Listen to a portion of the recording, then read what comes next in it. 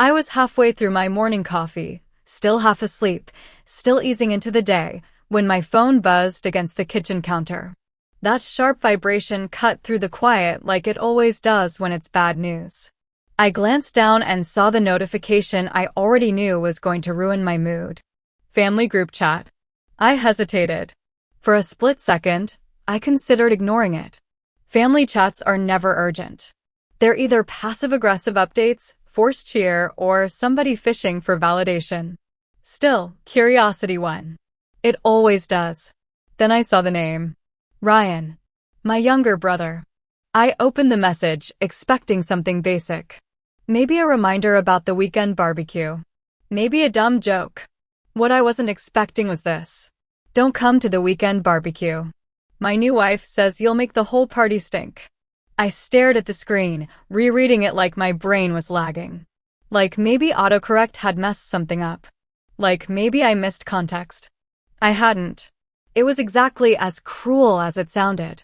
For a moment, I just sat there, coffee cup hovering halfway to my mouth, feeling that familiar heat rise up my neck. Not rage. Not yet. That slow, sinking feeling you get when someone you're related to reminds you exactly where you stand. Then the reactions started popping up underneath his message. Thumbs up. Hearts. Laughing emojis. From my parents. That was the part that really stung. Ryan has always been the golden child. The easy one. The one who never rocked the boat. He stayed close to home, followed the expected path, married the girl my parents instantly adored, and somehow managed to always look like the good guy even when he wasn't. Me? I was the opposite. I'm the older sister who moved out early. The one who didn't ask permission. The one who built a career from scratch and stopped explaining her choices a long time ago. I didn't fit neatly into their version of success, so they tolerated me instead of celebrating me. Still, seeing them react like that hurt in a way I wasn't expecting. It wasn't just my brother disrespecting me. It was my parents silently backing him. Publicly. In front of everyone. I could have fired back. I could have called him out for letting his wife talk about me like that. I could have asked my parents why they thought it was funny. I could have written a long paragraph about boundaries and respect and how messed up the whole thing was. But I didn't. Because I've learned something over the years. People like Ryan don't hear explanations. They hear power. So instead of arguing, instead of defending myself, I typed one word. Understood. No punctuation. No emotion. Then I muted the chat. I took a sip of my coffee, leaned back in my chair, and let the silence settle.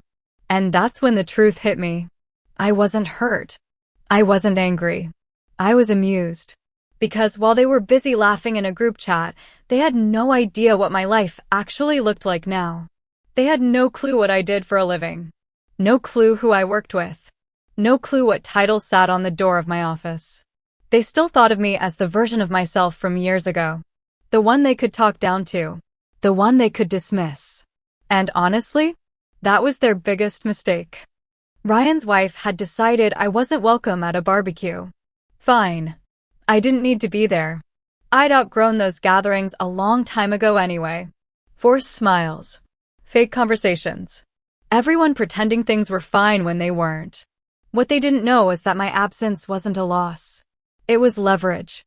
I finished my coffee, grabbed my keys, and headed out the door like it was any other morning. Same commute. Same routine. Same calm. But under all of that, there was a quiet confidence that hadn't been there before. Because the next time Ryan and his new wife saw me, it wouldn't be across a folding table covered in cheap burgers and potato salad. It wouldn't be in my parents' backyard. It wouldn't be somewhere they felt comfortable. It would be somewhere they never expected. My office. And when that moment came, when they walked through those doors and finally realized who I really was, there wouldn't be any arguing. No shouting. No explanations. Just shock. And silence. Because sometimes the best response isn't defending yourself. It's letting people walk straight into the truth they've been ignoring. Ryan's wife, Madison, had been in the picture for less than 6 months, and somehow she'd already decided she was the final authority on our entire family. 6 months.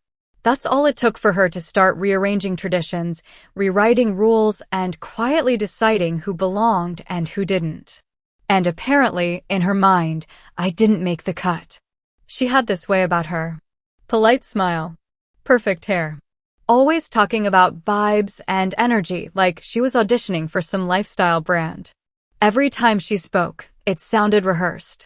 Like she was constantly curating her life instead of actually living it.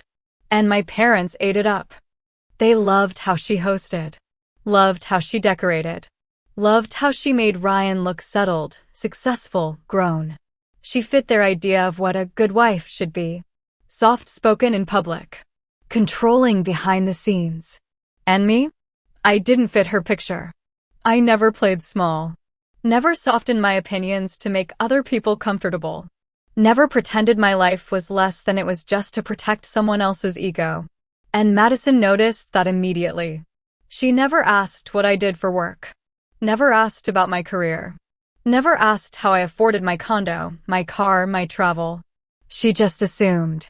They all did. In their heads, I was still the older sister who moved out early, bounced around jobs, and did her own thing. The one who didn't need help, which somehow translated to the one who didn't need respect either. They assumed I was still figuring it out. What they didn't know is that I'd already figured it out years ago. I was a senior operations director at a consulting firm that specialized in corporate restructuring, compliance, and damage control. The kind of firm companies call when something goes wrong, and they need it fixed quietly, legally, and fast. In plain English? When businesses screw up badly enough, my team steps in. We audit contracts. We trace money. We flag risks before regulators do. We decide whether a deal survives or collapses. It's not flashy. It's not dinner table conversation. But it's powerful. And I was very, very good at it. That Friday afternoon, I was wrapping up notes from a call when my assistant buzzed my office. Hey, she said, casual but focused, just giving you a heads up. We've got a new client coming in Monday morning. I leaned back in my chair. What kind of client? Emergency review, she said. Husband and wife team. Small business acquisition that's already showing issues. Contracts aren't lining up. Financials are messy. That wasn't unusual. Half our clients showed up after things started going sideways. Then she paused. Just long enough for me to look up. Names are Ryan Miller and Madison Miller. For a second, I thought she was messing with me. I actually let out a short laugh. Not because it was funny. Because it was ridiculous. Of all the firms. Of all the consultants. Of all the cities. They landed in my office. My assistant kept talking, unaware of the history. They're buying into a company that works directly with one of our biggest clients. Their paperwork raised some red flags during preliminary screening. Red flags. That word landed heavy. She continued, there are financial inconsistencies. Some contracts that don't match disclosures. A few missing signatures. Enough to trigger a full compliance review. I already knew what that meant. Someone hadn't done their homework. Or worse, someone thought they could cut corners and not get caught. And, she added, you're assigned to oversee the review. I didn't ask for it. Didn't pull strings. Didn't say a word. I just sat there, staring at the glass wall of my office, watching the city move outside like nothing in my world had just shifted. Because here's the thing people don't understand about power. Real power doesn't kick down doors. It doesn't announce itself. It waits. I could have declined the assignment. Easily. Conflict of interest, personal connection, whatever excuse would have sounded professional enough. But I didn't. I didn't rush to expose them. I didn't feel the need to prove anything. I simply didn't step out of the way. And sometimes, that's all it takes. Funny how life works when you stop begging people to see your worth. Ryan thought he was uninviting me from a barbecue. Madison thought she was drawing a line. My parents thought they were staying neutral by tapping a few emojis and keeping the peace. What none of them realized was that they'd already stepped into my world. They just didn't know it yet.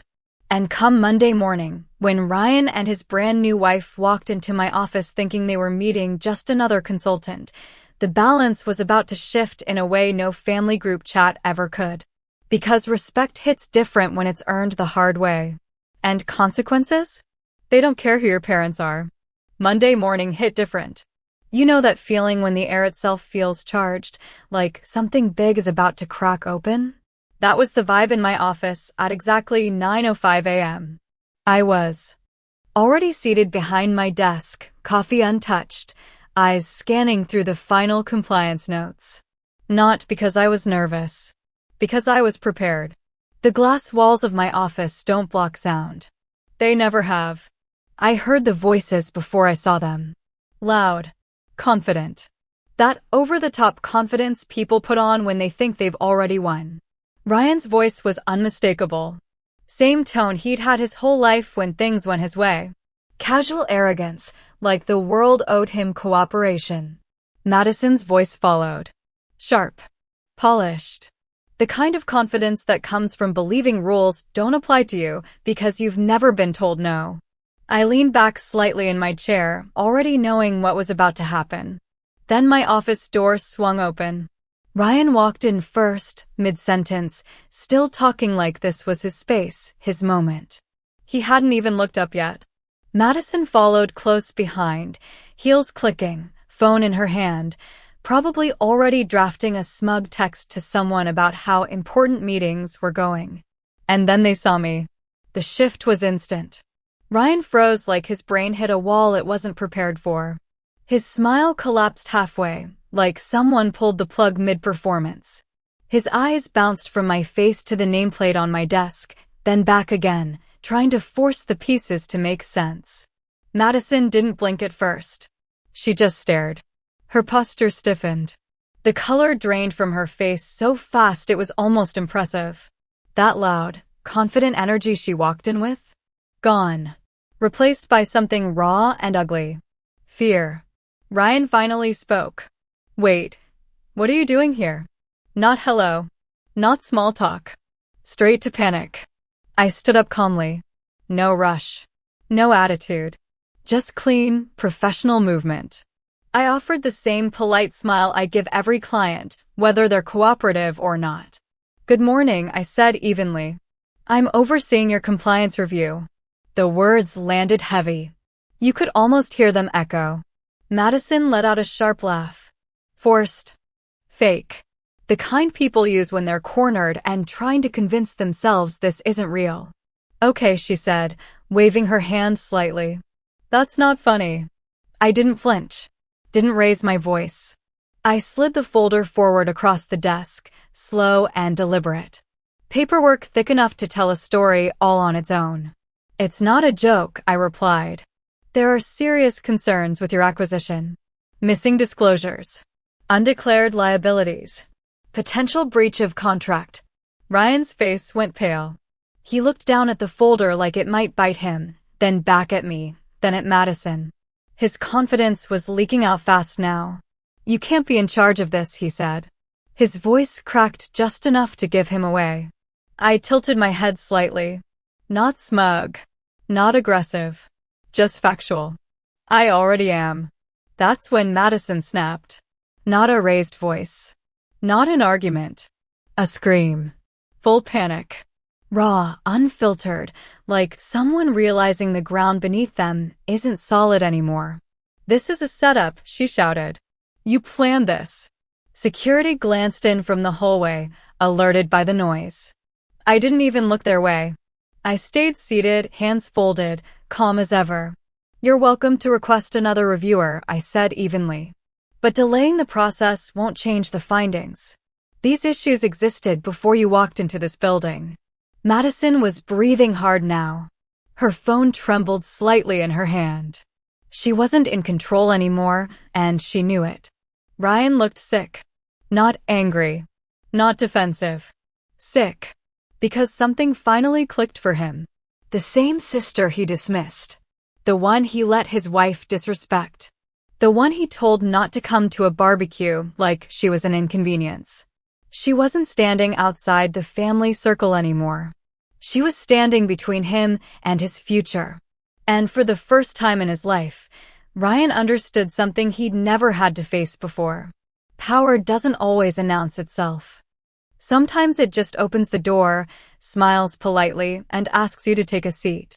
They left my office shaken, but the real impact didn't hit them all at once. It never does. Consequences rarely show up with fireworks.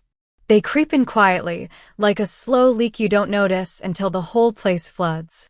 When Ryan and Madison walked out of my office that morning, they tried to hold it together. Ryan kept nodding, pretending he understood the process, pretending this was just another annoying meeting. Madison didn't say a word. She couldn't. Her face was tight, eyes glassy, jaw clenched so hard it looked like it might crack. She wasn't angry anymore. She was scared. And that was new for her. I watched them through the glass wall as they crossed the hallway. Their confidence was gone. No more power walking. No more whispered jokes. Just stiff movements and forced smiles for anyone who passed by. That's the thing about reality checks. They don't ask permission. They don't care about ego. They just land. By Wednesday, the emails started. Not to them. To me. Finance flagged inconsistencies they couldn't ignore. Their lender requested additional documentation. Then more. Then more again. Every delay tightened the knot. Funds were frozen temporarily, which in my world is corporate speak for we don't trust you anymore. Ryan called me twice that day. I didn't answer. Madison emailed my assistant, then escalated to legal, trying to claim bias, conflict of interest, unfair treatment. It went nowhere. Everything we did was by the book. Clean. Documented. Unemotional. The irony was almost funny. They wanted professionalism when it benefited them. They just didn't expect professionalism to be me. By Friday, it was over. The deal collapsed under its own weight. Investors backed out. Contracts were voided. The acquisition they had been bragging about for weeks dissolved like it had never existed. No dramatic courtroom showdown. No screaming matches. Just a quiet, official notice stating the transaction could not proceed due to unresolved compliance failures. Ryan lost more than money. He lost credibility. In his industry, that sticks. People remember when your name gets tied to pending investigation. They remember when your deal falls apart because you didn't disclose something you should have. They remember when you walk into a room and everyone suddenly checks their phone instead of shaking your hand. Madison disappeared after that. No more emails. No more fake confidence. Just silence. The kind that tells you someone finally realized they were never as untouchable as they thought. And me? I went back to work. That's the part people never expect. They think revenge looks like rage, like shouting, like public humiliation. They think it has to be loud to be satisfying. But the truth is, the most effective kind doesn't change your routine at all. You don't lose sleep. You don't spiral. You just keep moving while the consequences do their job. That weekend, the family group chat lit up again. First it was confusion. What happened to the deal?